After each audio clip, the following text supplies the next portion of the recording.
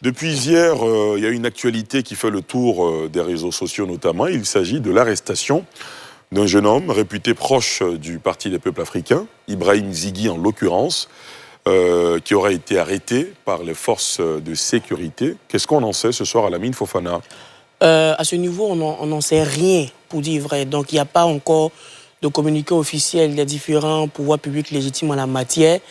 Mais ce qu'on peut dire, c'est qu'on est encore en attente pour qu'on puisse faire toute la lumière sur cette question. C'est un peu la problématique qu'on rencontre dans notre pays africain. C'est qu'à l'approche de l'élection présidentielle particulièrement, il y a toujours ce fil fin entre la liberté d'expression et l'atteinte à la sécurité de l'État. Donc, pour d'autres personnes, ils vont estimer que c'est un recul de la liberté d'expression parce qu'Ibrahim Zighi est reconnu comme étant cyberactiviste à la solde du PPACI, quoique au début, il se présentait comme simple citoyen de la société civile. Et il y a d'autres qui vont estimer qu'on ne peut pas laisser les ambitions partisanes des partis politiques prendre le dessus sur la substance de la République, quitte à menacer même la quiétude publique.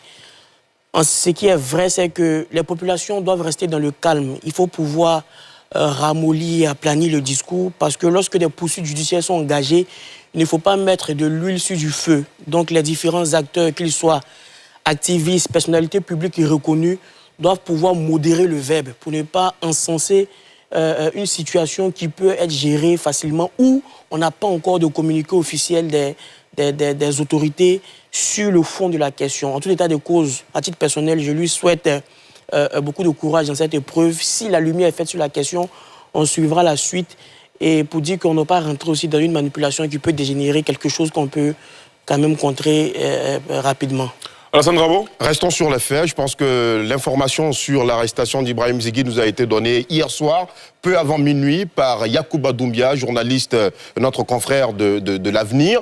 Alors, il a dit en substance qu'il aurait appelé donc à travers une vidéo à la révolte et donc les autorités auraient mis le grappin dessus, lui aurait mis le grappin dessus. Et aujourd'hui, on a eu des compléments d'information donc sur cette arrestation d'Ibrahim Zighi. On ne sait pas à cette heure-là où est-ce qu'il est détenu. Seulement, le mur derrière lequel devant lequel la photo a été prise ressemblerait trait pour trait, selon certains internautes et observateurs, au même mur devant lequel les photos des jeunes membres du PPACI aussi, qui avaient occasionné les événements de Yopougon en brûlant bus et véhicules de police, aurait aussi été donc fait.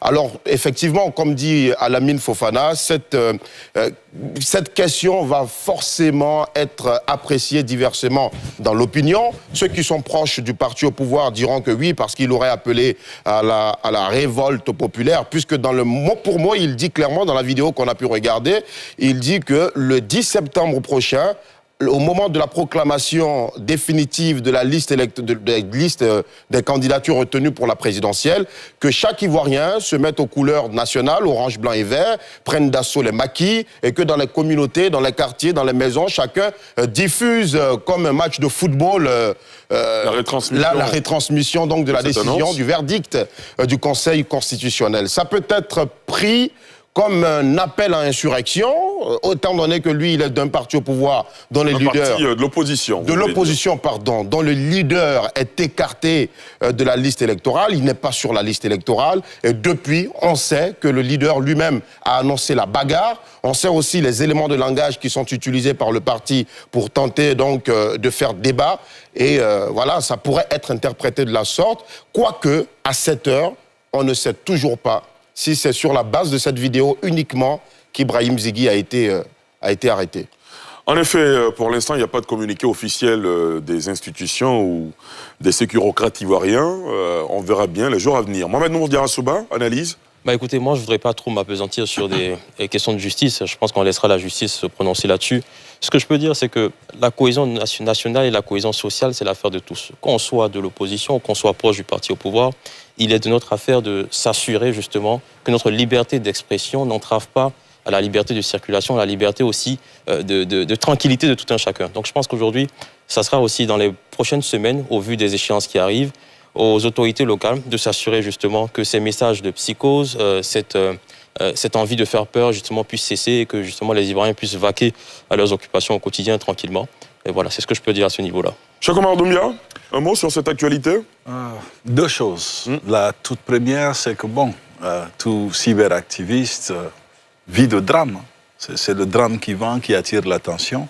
Donc parfois, ceux qui ont opté pour cette forme de distribution de l'information sont intentés de créer quand même un tonneau dans la conscience collective en véhiculant des informations qui peuvent être interprétées de mille façons. Toutefois, on n'oublie pas que le code pénal ou le droit pénal interdit toute forme d'interprétation. Comme on le dit, le droit pénal est d'interprétation stricte. Donc ça veut dire que ce n'est que ce qui est dit et ce qui est fait qui peut être retenu. Rien que les faits.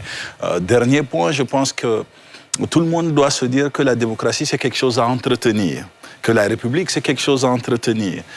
Non loin de là où nous sommes se trouvent divers pays où entretenir la République et entretenir la démocratie ne s'est pas correctement passé et les conséquences sont visibles à l'œil nu. Vous dites, en substance, que les cyberactivistes ont fait le choix du narratif du chaos.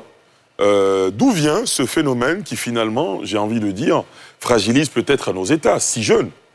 Absolument. Je pense que si nous réfléchissons, je peux peut-être prendre le cas de pays aujourd'hui qui vivent des crises institutionnelles, Mali, Burkina, Niger. On se rend compte qu'il y a une longue série, en fait, de ce type d'informations qui a contribué non seulement à briser la confiance entre les citoyens et les institutions, mais aussi à faire en sorte que les institutions ne puissent plus bénéficier d'aucune forme de crédibilité. Et donc, cette absence de crédit qui peut-être au départ, on a l'impression, est orienté vers un individu ou vers un parti, peut au final être source réellement de tensions internes.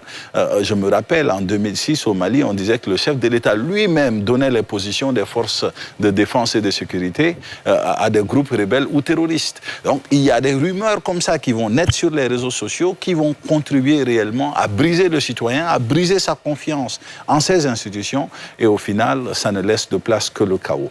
Donc, ces narratives, c'est parce que, très souvent, réseaux sociaux riment avec nombre de vues, nombre de likes, qui aussi riment avec la capacité de ces applications à donner un portefeuille, en tout cas financier, aussi à ses utilisateurs. Donc il est très important de faire la part entre la vraie information que de journalistes comme vous et vos collègues donnent aux citoyens et ceux qui, principalement, sont à la quête d'attirer le maximum d'abonnés.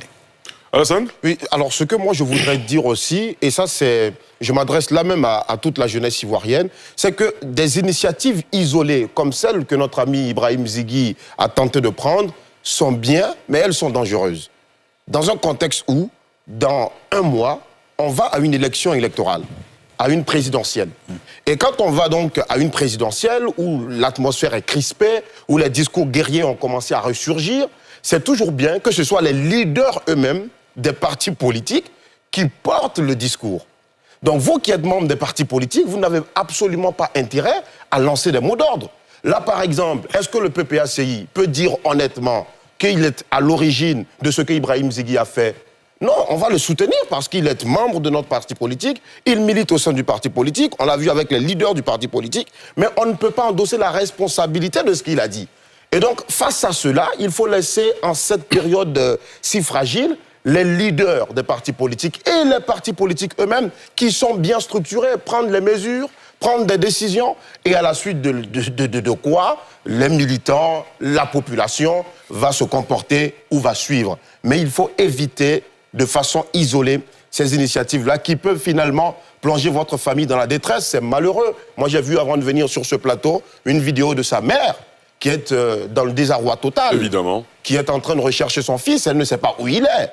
Donc c'est malheureux. Au final, ça revient toujours à la même problématique. On tentera de jouer maintenant sur les émotions alors qu'il ne faut pas.